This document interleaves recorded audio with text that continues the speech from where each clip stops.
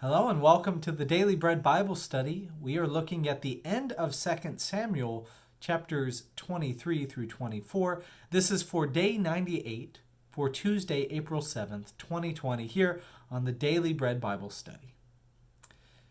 2 Samuel 23 is a chapter that begins with poetic words from David praising God. And in many ways, the majesty of his experience with God is encapsulated in one image that we have in this poetry.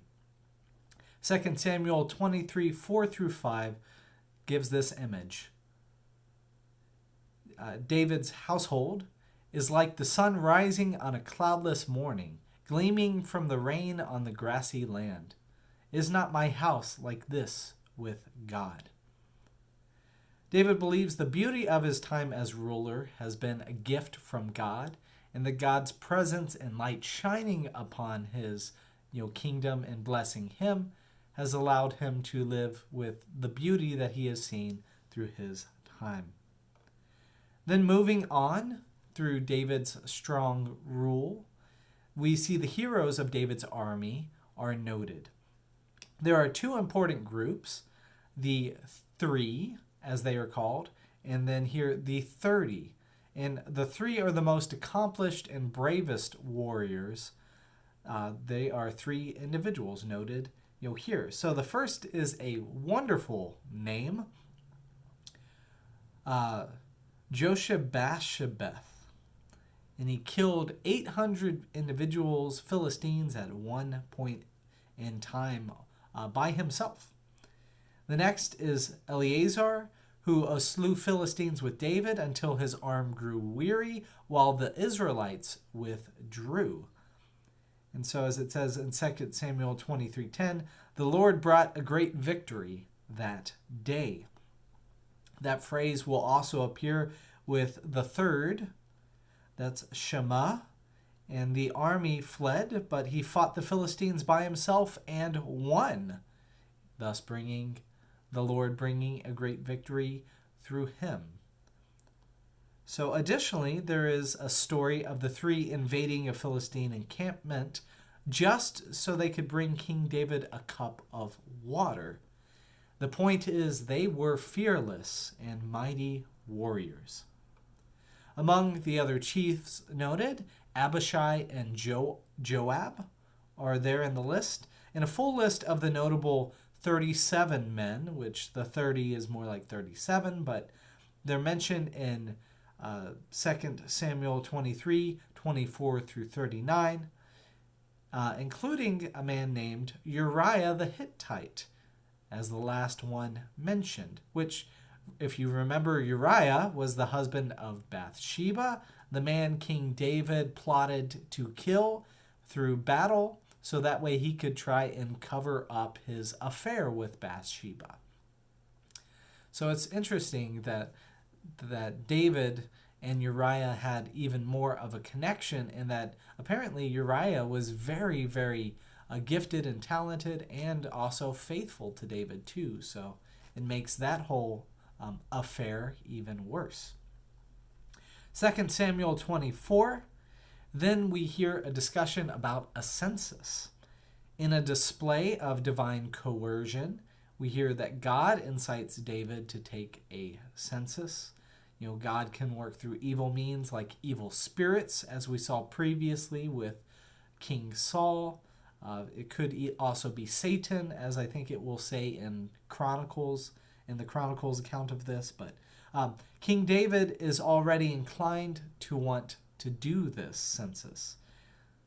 It sounds like there's some internal lust that David has for it. So David commands Joab to lead the count, which his commander questions in 2 Samuel 24:3 by saying, "But why does my lord the king want to do this?"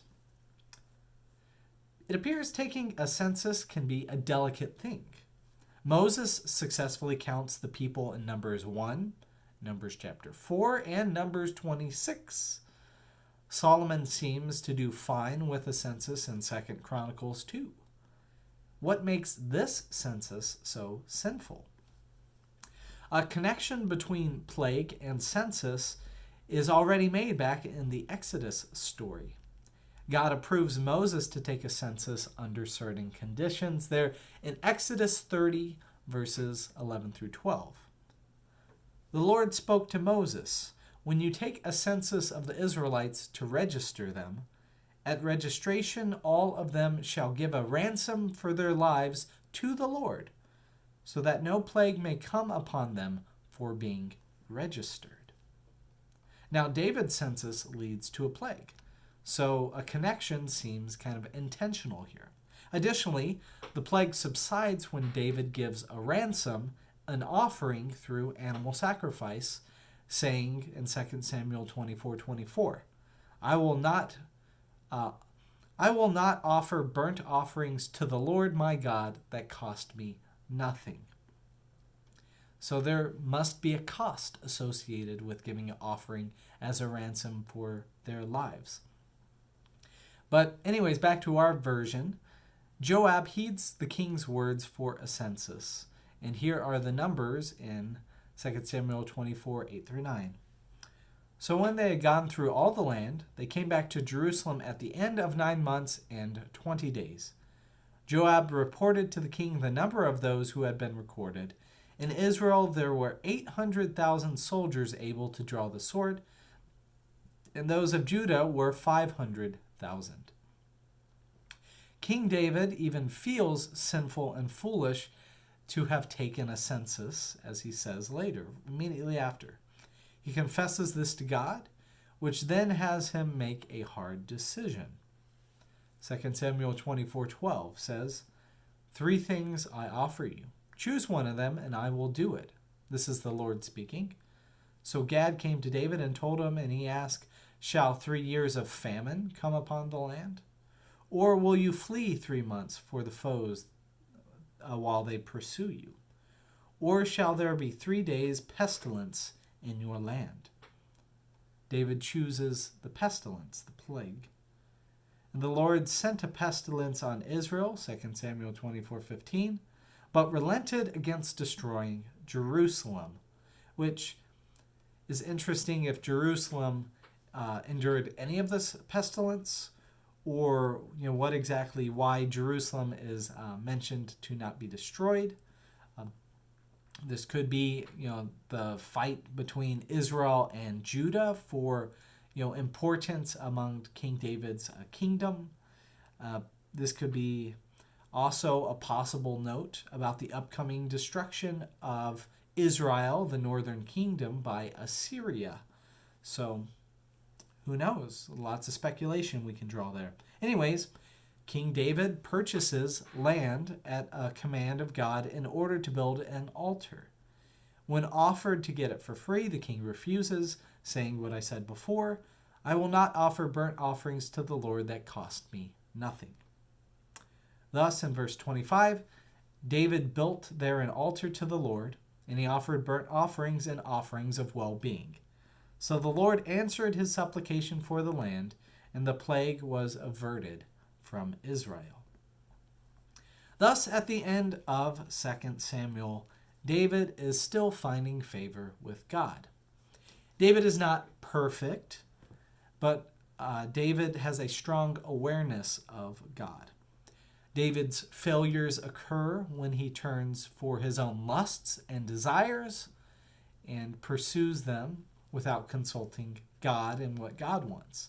David's successes happen when he is obedient and listens to what God calls him, and when he trusts in God. So may we learn from that as well, as that we saw the rise of God's king and some fall, not a complete and utter fall in David, but we see that when we turn our hearts to God, even after we have sinned or have done something to harm that relationship, that when we turn back to God, that we can still find favor and blessing. And that's the God in whom I believe. So thank you for joining me for this discussion on the Daily Bread Bible Study.